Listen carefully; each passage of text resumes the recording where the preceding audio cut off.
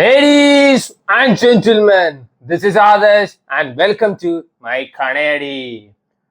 വെള്ളപ്പം. So ഒരു Malayalam cinema കണ്ടു ഇന്നലെ. കണ്ടതിന് ശേഷം അപ്പത്തിനോട് വരെ വെറുപ്പാണ് തോന്നിയത്. സിനിമയുടെ പേര് വെള്ളപ്പം. വൺ സ്റ്റാർ കാസ്റ്റ് ആണ്. റോമ. നീണ്ട ഇടവേളയ്ക്ക് ശേഷം റോമ തിരിച്ചു വന്നിരിക്കുകയാണ് സുഹൃത്തുക്കളെ. പക്ഷെ ചാടിയത് സെപ്റ്റിക് ടാങ്കിലാണെന്ന് മാത്രം. ഷൈൻ ടോം ചാക്കോ, നൂറിന്റെ കെട്ടിയോൻ, മഹാനടികർ, കൈലാഷ് എല്ലാവരും അഭിനയിച്ച അപരാധമാണ് വെള്ളയപ്പം. ഇന്ന് പേര് ഭയങ്കര രസമാണ്. വെള്ളയപ്പം ഉള്ളു പൊള്ളി വെന്ത തമാശ കഥ. ഊളപ്പം നാട്ടുകാരെ ഉയരെടുക്കാൻ ഇറക്കിയ അപരാധ കഥ. പിന്നെ സൺനെക്സ്റ്റിന്റെ കാര്യമൊന്നും പറയണ്ടല്ലോ. എവിടെ അപരാധങ്ങളുണ്ടോ എത്ര പൈസ മുടക്കിയിട്ടാണെങ്കിലും അവരെടുക്കും. സൺനെക്സ്റ്റ് ആൻഡ് അപരാധ സിനിമകൾ, ദ അൺടോൾഡ് ലവ് സ്റ്റോറി, ഒരു ബുക്ക് എഴുതേണ്ട സമയമായി. റോമയെ കാണാൻ വേണ്ടി കണ്ടതാണ്, അല്ലാതെ ഷൈൻ ടോം ചാക്കോന്റെ അടുത്തുള്ള പ്രേമം മൂത്ത് കണ്ട പടമൊന്നും അല്ല. ഒരു പടമാണ്.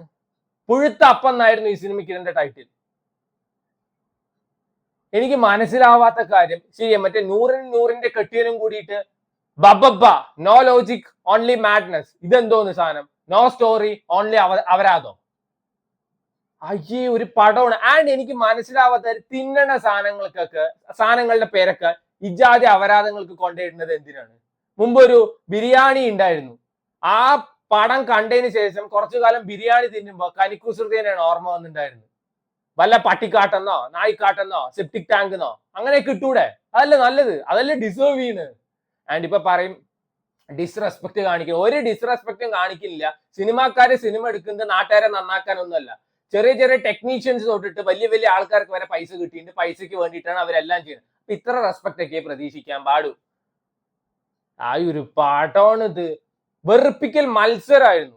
ഈ സിനിമ തുടങ്ങുന്ന സമയത്ത് തന്നെ ഔസേപ്പിന്റെ മറ്റേ വള്ളാപ്പക്കട കാണിക്കുന്നുണ്ട്. ആരാണ് Ouseppu? The god father of വള്ളാപ്പം, ഔസേപ്പ്. കൈലാഷ്. തീർന്നു പടം അവിടെ തീർന്നു.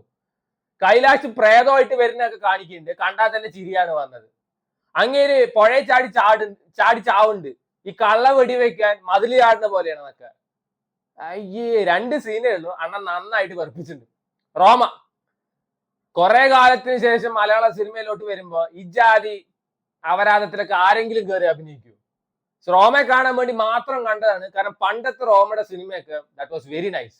ഇതിലൊന്നുമില്ല. വെള്ളയപ്പം ഉണ്ടാക്കുന്ന ആളാണ് ചേച്ചി. വെള്ളയപ്പം ഡീലർ. വെള്ളയപ്പം ഉണ്ടാക്കുന്നുണ്ട്. ഇപ്പൊ എന്താ ഉണ്ടാക്കിയെന്ന് പോലും അറിയില്ല. ആൾക്ക് വലിയ റോള് പോലും ഇല്ല. 2 മിനിറ്റോ 5 മിനിറ്റോ 10 മിനിറ്റോ. എവിടെ ചെറ്റേന്നാ പട്ടീന്നോ എന്തോ വിളിക്കുന്നത് കേട്ടു.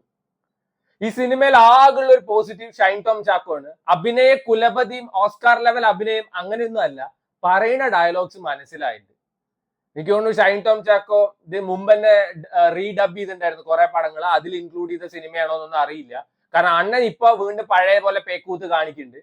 അണ്ണൻ പേഴ്സണൽ ലൈഫിൽ എങ്ങനെ ആയിക്കോട്ടെ, സി നോബഡി കേസ്. ഒരാൾ പേഴ്സണൽ ലൈഫിൽ എങ്ങനെ ആയാലും ഇല്ലെങ്കിലും നോബഡി കേസ്, ആർക്കും അറിയേണ്ട ആവശ്യമില്ല. പക്ഷെ സിനിമയിൽ ഡയലോഗ് പറയുമ്പോ പാറപ്പുറത്ത് ചിരട്ടിട്ട് ഉരയ്ക്കുന്ന പോലെ പറഞ്ഞ ഒരൊറ്റ മനുഷ്യന് മനസ്സിലാവാൻ പോണില്ല. ആ ഒരു ബോധത്തിലൊക്കെ ഡയലോഗ് പറയുക. ഇതിൽ നൂറിന്റെ കെട്ടിയവനും കൂടി വെറുപ്പിച്ച് കൊന്നുണ്ട്. ക്യൂട്ട്നെസ് മെഴുകലാണ് രണ്ടെണ്ണം കൂടിയിട്ട്. എന്തോന്നേ ഫാമിലി ഫുള്ളായിട്ട് നാട്ടുകാർ ഉയരെടുക്കാൻ ഇറങ്ങണോ? 2 മണിക്കൂർ സിനിമയുള്ളൂ. 2 മണിക്കൂർ ഒന്നും കാണണ്ട, 10 മിനിറ്റിൽ കണ്ടു തരും. കാരണം ഒരു ഉണ്ടയില്ല. നോ സ്റ്റോറി ഓൺലി അപരാധം. അതാണ് ഈ സിനിമ. ഒരൊറ്റ ആള് മര്യാദയ്ക്ക് പെർഫോം ചെയ്തിട്ടില്ല. റോമയൊക്കെ ആദ്യം കാണിച്ച പിന്നെ അവസാനം ഒരു സീനിൽ കാണിക്കുന്നുണ്ട്. സോ ദിസ് മൂവി ഊള അപ്പം ഈ സ്ട്രീമിംഗ് ഓൺ സൺനെക്സ്റ്റ്. വേണ്ടവർ കണ്ടു വെക്കുക. ഒട്ടും വർക്കാവാത്തൊരു പടം. ഒരു പ്രതീക്ഷയില്ലാതെ കണ്ടാണ്. Still this is a pure അപരാധം എന്നൊക്കെ പറയാം. ഇതിന്റെ പ്രൊഡ്യൂസറിനൊക്കെ കാശ് മരത്തിലാണോ കായ്ക്കുന്നത്? അത് അറിയാൻ ചോദിക്കുകയാണ്. ഇങ്ങനത്തെ അപരാധങ്ങളൊക്കെ എടുത്തു കഴിഞ്ഞാൽ ഡെഫിനറ്റ് ആയിട്ട് അങ്ങേർക്ക് പൈസ തിരിച്ചു കിട്ടില്ല. അങ്ങേർക്കും അറിയാം. പിന്നെ എന്തിന്? അപ്പോഴാണ് നമ്മൾ പറയാ സംതിങ് ഈസ് ഫിഷി. ഇതിലൊക്കെ എന്തോ എനിക്ക് ഭയങ്കര ഡൗട്ട് ഉണ്ട്. ഇല്ലെങ്കിൽ ഇജാതി അപരാധങ്ങളിലൊക്കെ ആരെങ്കിലും കൊണ്ട് ഇൻവെസ്റ്റ് ചെയ്യും. തലയിൽ ഇത്തിരി തേങ്ങാ പിണ്ണാക്കുള്ളവൻ പോയി ഇൻവെസ്റ്റ് ചെയ്യുന്നുണ്ടാവും. ഇല്ലെങ്കിൽ പടം ഉണ്ടാവില്ലല്ലോ. ഇങ്ങനത്തെ അപരാധങ്ങൾ പെറുക്കിയെടുക്കാൻ നിൽക്കുന്ന സൺനെക്സ്റ്റിന് എന്താ പറയണ്ടേ? എത്രയോ നല്ല സിനിമകൾ ഇപ്പോഴും OTT റൈറ്റ്സ് കിട്ടാതെ നടക്കുന്നുണ്ട്. ഇപ്പൊ എനിക്കൊന്ന് ബൾട്ടി ഒന്നും ഇത്രയും കാലമായിട്ട് ഇറങ്ങിയിട്ടില്ല. അത് നോക്കുമ്പോ ഇതൊക്കെ ഡോഗ് ഷിറ്റ് പറയാൻ പറ്റുന്ന പടം. അതൊക്കെ എടുക്കാൻ ആൾക്കാർ. സോ വേണ്ടവർ കണ്ടു നോക്കുക. ഓ അപ്പം ഒരു അപരാധ കഥ സ്ട്രീമിംഗ് ഓൺ.